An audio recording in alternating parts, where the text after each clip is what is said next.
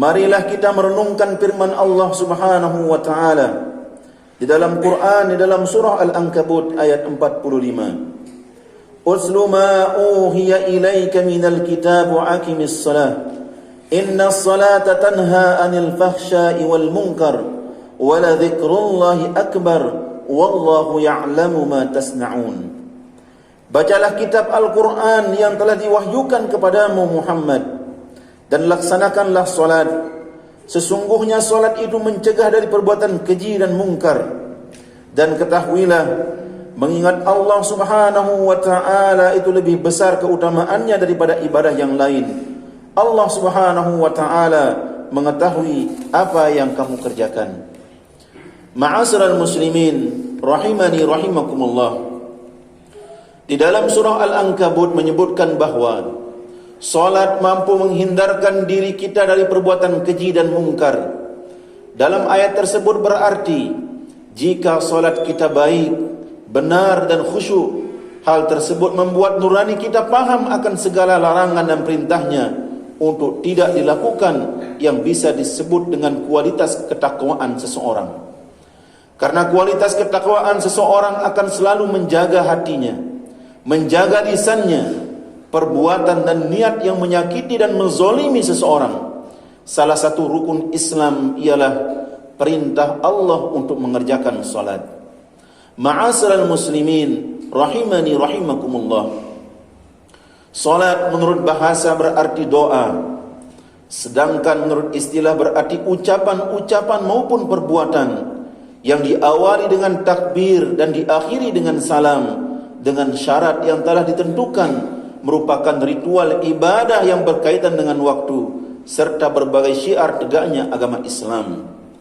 Aktivitas manusia berhubungan dengan Allah Subhanahu wa taala sebagai Tuhan penciptanya yang disebut dengan hablum minallah, sedangkan aktivitas yang berhubungan dengan manusia disebut dengan hablum minan nas. Tujuan Allah Subhanahu wa taala menciptakan manusia dan jin adalah untuk beribadah dan menyembah kepadanya. Menyembah di sini berarti beribadah, salah satunya adalah mengerjakan solat yang diperintahkan oleh Allah Subhanahu wa taala.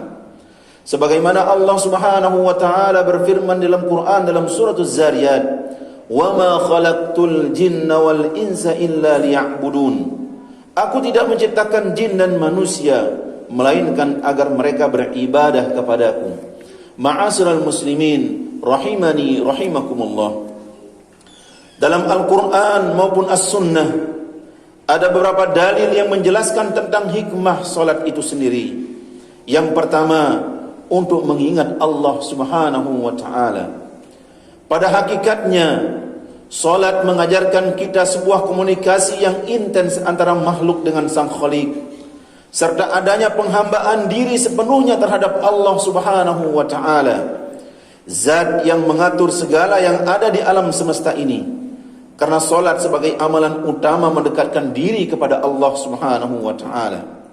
Sebelum melakukan solat, ada syarat yang harus dipenuhi, yaitu bersuci dari segala najis, baik badan, pakaian maupun tempat. Ini mengisyaratkan bahwa kita adalah untuk menghadap kepada Allah Subhanahu wa ta'ala, diperlukan kesiapan mental menghadapi Sang Maha Pencipta. Allah Subhanahu wa ta'ala memberikan peringatan dalam surah Thaha ayat 14. Innani anallah la ilaha illa ana fa'budni wa aqimis salata li dzikri. Sungguh aku ini Allah Subhanahu wa ta'ala, tidak ada Tuhan selain aku, maka sembahlah aku dan laksanakanlah solat untuk mengingat aku. Dalam surat Thaha ayat 14 tersebut menjelaskan bahawa tujuan solat adalah agar setiap hambanya senantiasa selalu berzikir kepada Allah Subhanahu wa ta'ala. Arti berzikir di sini adalah selalu mengingat kepada Allah Subhanahu wa ta'ala dimanapun dan kapanpun. Seperti kita di saat takbir membaca Allahu Akbar, yang berarti Allah yang maha besar, yang menjelaskan tentang keagungan Allah Subhanahu wa ta'ala.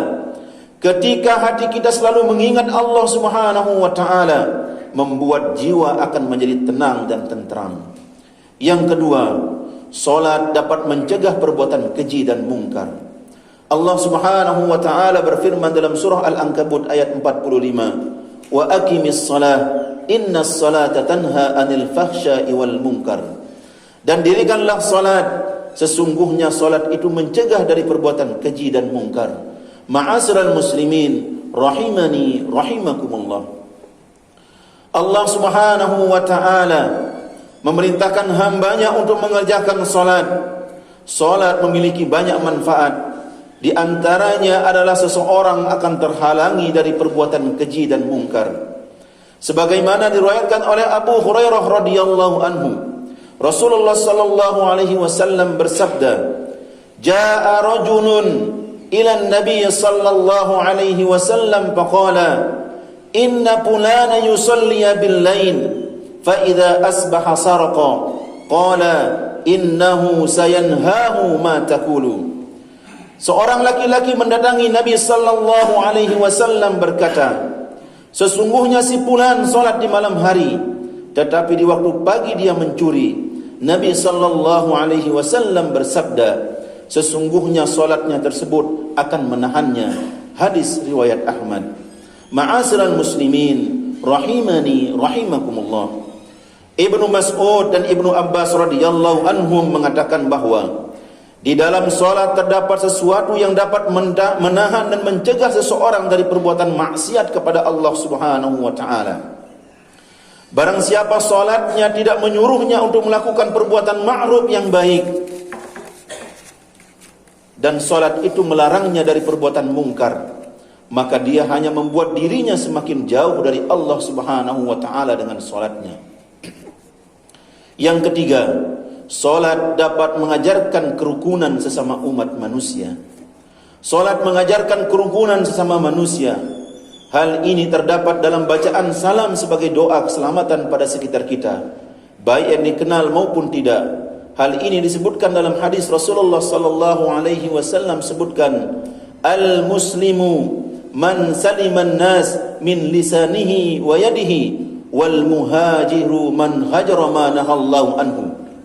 Muslim yang baik adalah orang yang memberikan keamanan orang lain dari gangguan ucapan dan tangannya, serta orang yang hijrah adalah orang yang meninggalkan larangannya.